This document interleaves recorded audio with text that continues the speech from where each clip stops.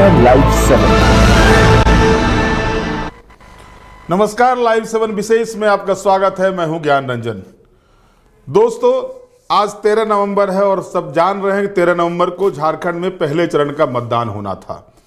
तो कह सकते हैं जनता ने पार कर लिया है सत्ता के द्वार का पहला रास्ता, यानी तय कर दिया है सत्ता के द्वार का पहला रास्ता। जनता को जो काम करना था 43 सीटों पर जनता ने अपना काम कर दिया। ईवीएम में कैद हो गए हैं। 43 सीटों के लिए जनता ने किसको वोट दिया ये ईवीएम में कैद हो चुका है।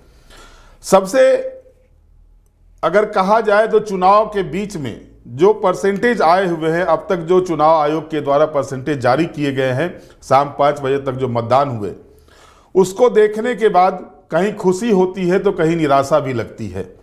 निराशा इस मायने में लगती है, जिन शहरी क्षेत्रों में सबसे ज़्यादा चुनाव प्रचार किए जाते हैं, जिन शहरी क्षेत्रों में सबसे ज़्यादा आयोग भी होर्डिंग लगाते हैं, और उन क्षेत्रों में अगर मतदान का प्रतिशत कम हो तो ये निराशा की बात हो जाती है।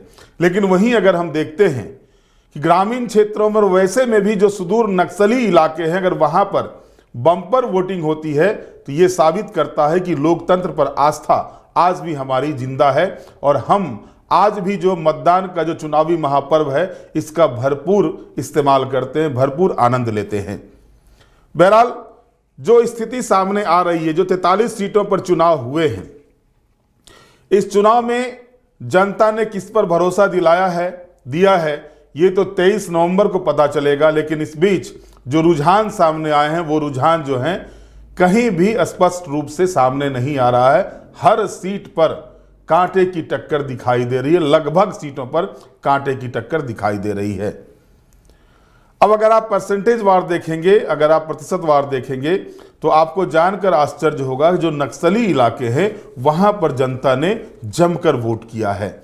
हम आपको बता रहे हैं पहले कि किन किन विधानसभा क्षेत्रों में कितने प्रतिशत मतदान हुए, जो अपडेट्स आए हैं। अगर ओवरऑल आप देखेंगे तो 65% यानी 64.86% वोट जो है सो हुए हैं। इस बीच राज्यपाल ने भी वोट डाला, सीएम ने भी वोट डाला, कल्पना सोरेन ने भी वोट डाला, सीपी सिंह ने भी वोट डाला, क्रिकेट आइकॉन जो हमारे हैं माही महेंद्र सिंह धोनी, उन्होंने भी वोट डाला और लोगों से अपील भी की ज़्यादा से ज़्यादा मतदान करने की। लेकिन जिस जगह महेंद्र सिंह धोनी ने ज़्यादा से ज़्यादा मतदान करने की अपील की, वहाँ के ही मतदाता सबसे कम वोट परसेंटेज अगर आप देखेंगे तो रांची विधानसभा सीट के लिए पड़ा है और वो है 51.5%, यानी 51.5% मात्र रांची में वोट पड़े हैं। अगर आप शहरी मतदाताओं वाले क्षेत्र को देखते हैं, चाहे वो जमशेदपुर पूर्वी हो, जमशेदपुर पश्चिमी हो, रांची हो, हजारीबाग हो, जो शहरी क्षेत्र हैं, यहाँ पर का जो वोट परसेंटेज है वो काफ़ी निराश करने वाला है।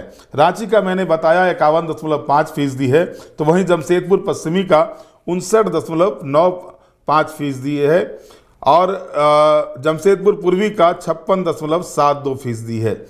यानी ये हजारीबाग का 57.65%। ये दर्शाता है कि शहरी क्षेत्र के मतदाता जो है सो इस महापर्व का उतना आनंद नहीं उठाए जितना कि इससे ज़्यादा आनंद ग्रामीण क्षेत्रों में उठाया।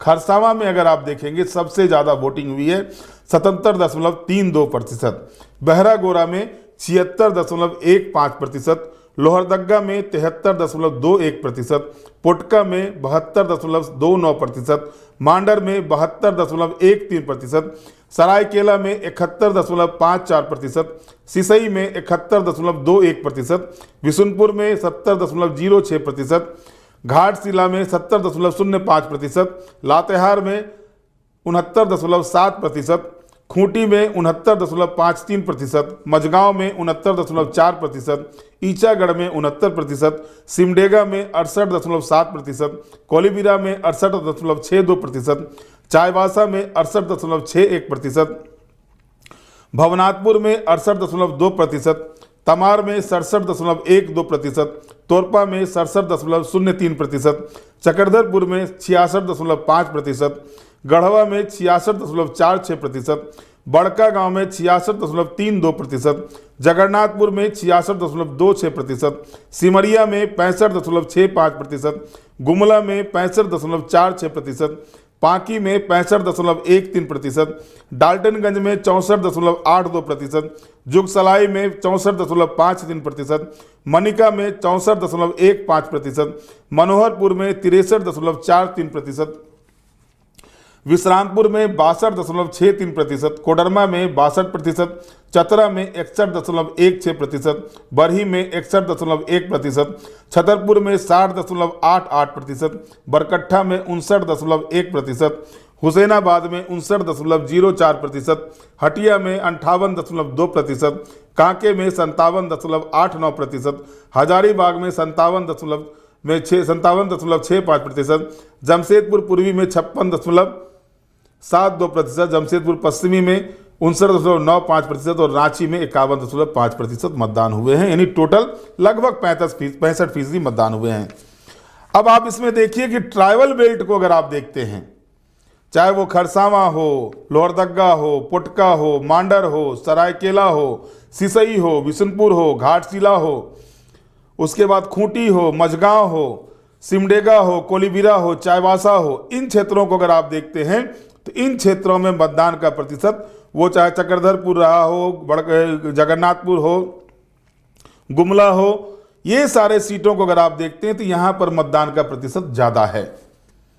और जो शहरी क्षेत्र है वहाँ पर मतदान का प्रतिशत कम होता है। दोस्तों, कहा जाता है कि जहाँ पर मतदान का प्रतिशत ज़्यादा होता है वहाँ पर एंटी इनकम्बेंसी ज़्यादा दिखाई देती है।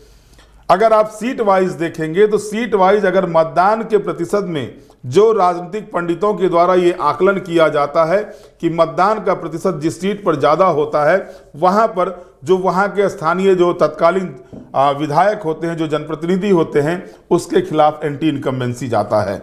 अगर इस लिहाज से हम देखते हैं तो खरसावां में झारखंड मुक्ति मोर्चा के विधायक हैं, तो जाहिर तौर पर अगर ये जो राजनीतिक पंडितों के द्वारा जो भविष्यवाणी की जाती है उसके हिसाब से अगर आप देखेंगे तो खरसावां, बहरागोरा, लोहरदग्गा, पुटका, मांडर, सरायकेला, सिसई, बिशुनपुर, घाटशिला, लातेहार, ये जो ऊपर के जो मैंने अभी बताया आपको जो 7-8 सीटें हैं, यहाँ पर जो है सो झारखंड मुक्ति मोर्चा और कांग्रेस के विधायक हैं।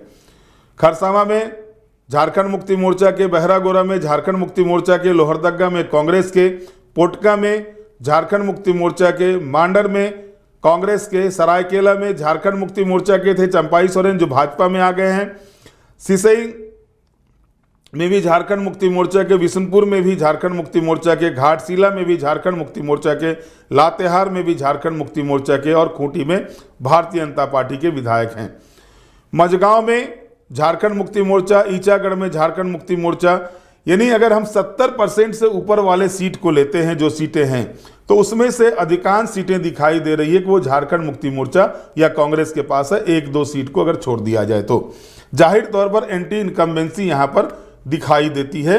अगर एंटी इनकम्बेंसी के हिसाब से जो राजनीतिक पंडित आकलन करते हैं, अगर उस हिसाब से देखा जाए तो यहाँ पर झारखंड मुक्ति मोर्चा और कांग्रेस की मुश्किलें बढ़ती दिखाई देती है। लेकिन ऐसा भी नहीं है कि जो राजनीतिक पंडित आकलन करते हैं वो आकलन सीधे तौर पर सही भी हो जाता है। अगर पिछले चुनाव की आप बात करें 2019 की, जिन 43 सीटों पर अभी चुनाव हो रहे हैं उसमें अगर आप देखेंगे तो 43 में से सबसे ज़्यादा इंडिया गठबंधन के पास 27 सीटें थी, जिसमें सबसे ज़्यादा जेएमएम के पास 17 सीटें और बीजेपी के पास कमलेश सिंह और अमित यादव के मिलाने के बाद 15 सीटें आती हैं। वहीं अगर आप कांग्रेस को देखेंगे तो उनके खाते में 9 सीटें हैं और आरजेडी के खाते में 1 सीट है पहले चरण का। और जदयू में अभी सरजू राय आ गए, निर्दलीय जीते थे 1 सीट है। यानी 43 सीटों का ये आंकड़ा कहता है। अगर उसमें से आप ट्राइबल सीटों को निकाल लेते हैं, जो ट्राइबल के लिए रिजर्व सीटें जो इस बार चुनाव में 20 सीटों पर चुनाव हुए हैं, जो ट्राइबल के लिए रिजर्व 20 सीट है, उसमें सबसे ज़्यादा सीट झारखंड मुक्ति मोर्चा के पास 14 सीटें हैं, कांग्रेस पार्टी के पास 4 सीटें हैं और भाजपा के पास मात्र 2 सीटें हैं। ओवरऑल भी देखेंगे जो पिछले चुनाव हुए थे उसमें भाजपा के पास 28 में से मात्र ट्राइबल के 2 सीटें आई थी। अब यहां पर जो स्थिति बन रही है उस स्थिति में जो जानकारी आई हुई है कि चक्रधरपुर, जगन्नाथपुर, सरायकेला, पुटका जो ट्राइबल के लिए रिजर्व सीट है, यहां पर जो है सो झारखंड मुक्ति मोर्चा को मुश्किलों का सामना करना पड़ सकता है। ये जो दिन भर के जो रुझान आ रहे थे उसके हिसाब से है। यहाँ पर कठिनाई का सामना करना पड़ सकता है, लेकिन ये साफ तौर पर नहीं कहा जा सकता है कि जीत किसकी होगी, हार किसकी होगी। ये तो 23 तारीख को पता चलेगा, 23 नवंबर को पता चलेगा।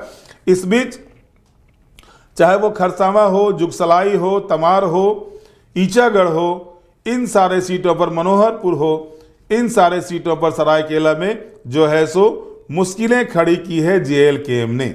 अब सवाल उठता है कि जो महतो के वोट हैं, क्योंकि ट्राइबल के बाद अगर सबसे ज़्यादा वोट हैं तो किसी कास्ट के, एक कास्ट के, तो वो महतो का वोट है। तो महतो के वोट की स्थिति क्या रहती है? वो क्या जयराम को सही मायने में सभी जगह समर्थन कर रहे हैं, या फिर जो कैंडिडेट देख करके उनके पक्ष में वोट जा रहा है? क्योंकि झारखंड मुक्ति मोर्चा की अगर हम बात कर लें तो सविता देवी को जो टिकट दिया गया है ईचागढ़ से, तो उनके पति सुधीर महतो जो थे वो कद्दावर नेता हुआ करते थे महतो के, और ऐसे में उनको हल्के में लेना कहीं से भी उचित प्रतीत नहीं होता है। दूसरी ओर आसू पार्टी ने जो हरिलाल महतो को वहां से टिकट दिया है, वो भी लगातार उस क्षेत्र में काम करते नजर आ रहे हैं। तो यहां पर इन दोनों के बीच में टक्कर दिखाई देती है। दूसरी ओर जो हेमंत सरकार में मंत्री हैं, जो हॉट सीट है, उसमें कोल्हान प्रमंडल में अगर आप देखेंगे तो घाटशिला और चाईबासा, इन 2 सीटों पर हेमंत सरकार में जो मंत्री हैं, एक जगह पर रामदास सोरेन और एक जगह पर दीपक बिरुवा हैं। इन दोनों के साथ भी जो भाजपा के कैंडिडेट हैं, दोनों की कांटे की टक्कर बताई जा रही है। गीता वलमुचू को वहां से टिकट दिया गया है चाईबासा से, और वहीं बाबूलाल सोरेन घाटशिला से चुनाव लड़ रहे हैं, चंपाई सोरेन के पुत्र हैं। अब कितना असर कर पाता है चंपाई का जादू, ये भी देखना दिलचस्प होगा, क्योंकि 2 सीटें जो हैं सो एक सरायकेला उनके पास है और दूसरा जो घाटशिला है वो अपने पुत्र को उन्होंने दिलाया है। वहीं दूसरी ओर अगर आप देखेंगे शेड्यूल कास्ट के लिए जो रिजर्व सीट है, उस सीट पर अगर देखेंगे तो दोनों ही के पास 3-3 सीट है। एनडीए के पास भी 3 सीट है और इंडिया गठबंधन के पास भी 3 सीट है। तो अब इसमें कौन किसका नुकसान करता है, कौन कितना फायदा ले पाता है, ये सब पता चलेगा, 23 नवंबर को पता चलेगा। लेकिन वोट का जो परसेंटेज है, वोट का परसेंटेज ये बता रहा है कि जो बम्पर वोटिंग हुए हैं वो ये साफ तौर पर बता रहा है कहीं ना कहीं जो है सो एंटी इनकम्बेंसी जो है सो इस बार भी देखने को मिलेगा। और जो मैंने बताया था आपको कल ही कि झारखंड का जो रिकॉर्ड रहा है कि 50% से ज़्यादा सिटिंग एमएलए चुनाव हार जाते हैं। सिटिंग एमएलए जो भी होते हैं वो 50% से ज़्यादा चुनाव हार जाते हैं, ये अब तक का रिकॉर्ड है। 2019 में अगर सिर्फ आप देखेंगे तो 45% जो है सो 45 विधायक चुनाव हारे थे, फिर भी वो अगर आप देखेंगे तो 50% से ज़्यादा ही होता है।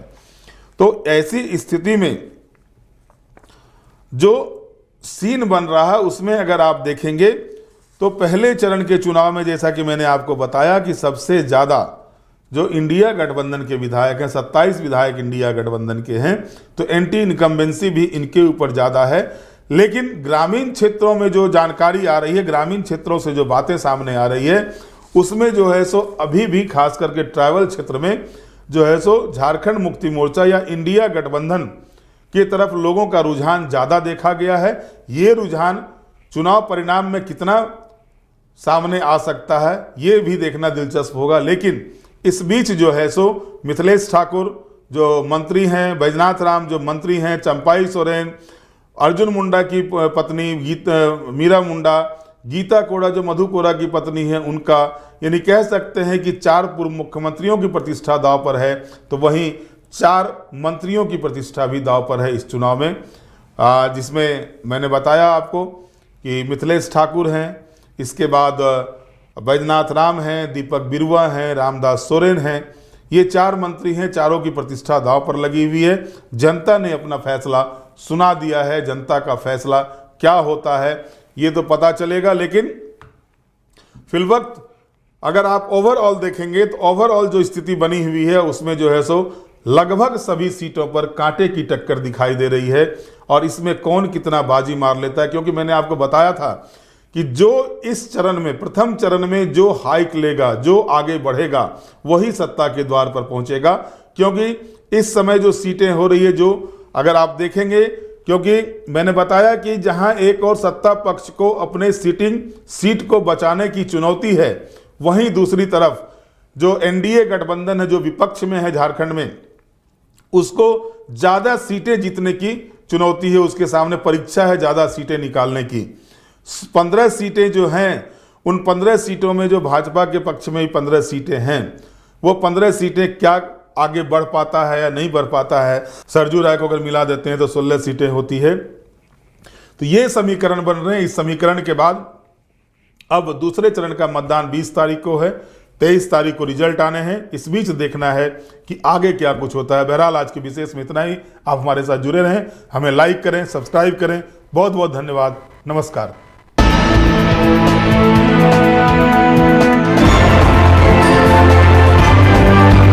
आप देख रहे हैं लाइव 7।